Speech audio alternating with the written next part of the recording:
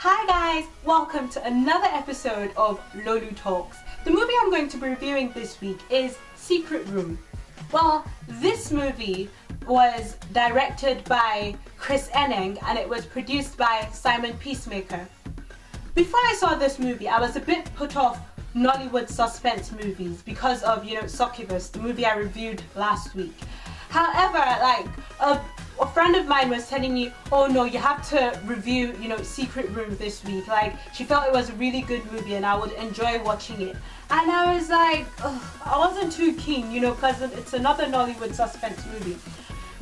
I was so bent on doing a good review this week because I've been doing really bad movies. I've been reviewing really bad movies over the past few weeks, and I see movies once or twice a week, and so I was so upset. I know some people might think that's a lot, but when you only watch movies once a week, you want it to be good. But I have to admit, these guys delivered big time. Anyway, let me give you a brief summary of the storyline. Well, the story is basically about this couple. The lead characters are played by Ukeje and Lilian Esoro. Well, the girl's father dies, and so they take a trip to, I think, to see one of his properties that's outside Lagos or something. And so on their way there, something happens, they get involved in a car accident. Well, the girl quickly goes to go fetch a mechanic. Well, the mechanic says the car can't be fixed, right there and then. They would have to spend the night, And so she goes to, her and her husband, go to, spend the night in the father's house.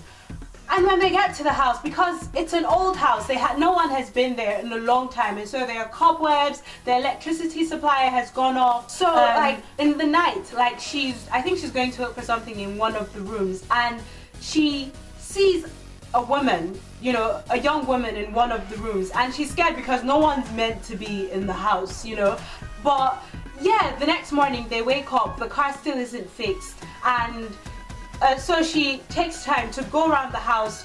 She wanted to know why her father bought a house out in the middle of nowhere. And so, she finds clues around the house. She finds documents in the house saying her father used to be an ambassador to one of these, West African countries. I'm not going to tell you too much about that either. Well, she also finds a diary in the house of the original owner of the house, and the diary speaks about a secret room, and so that's where the story begins to pick up. Anyway, the climax doesn't come until Linda Ejiofor comes in. This lady was fantastic. I really like her. Well, things begin to come into perspective for this couple, especially when Linda Ejiofor comes in. And yeah, but I'm not going to tell you too much about the storyline. You guys have to watch it for yourself. Of course, the entire team did a very good job. However, I feel the person that impressed me most was the scriptwriter, because everything about the storyline, I mean, the plot, the flashbacks, the clues around the house, even the accident that happened, all the accidents that happen around the house, everything made sense. At the end of the movie, it was all the pieces of the puzzle came together. You could see a perfect picture, unlike some of our movies where some things are still left unexplained, or some things don't even make sense. Everything made sense about the storyline. Even the production quality was quite good. The video quality was good. I loved the effect. There was a scene where OC fired a gun, and it was actually a real gun being fired. It's not like some of our movies where you hear toy gun noise and then they begin to show red light coming out of the gun. This was actually, well done. I only found a few flaws in the storyline, and that was only because I was looking at it very critically. And one, it was the voiceover of one of the characters from the 40s. It was very dull and lacked emotion. And the second thing was OC, in one scene, he had sustained an injury. Well, the whole plot happened within a 5-day period. However, for the remainder of the movie, he never acted like he had sustained an injury or he was in any pain, from that day, but yeah, that was about it.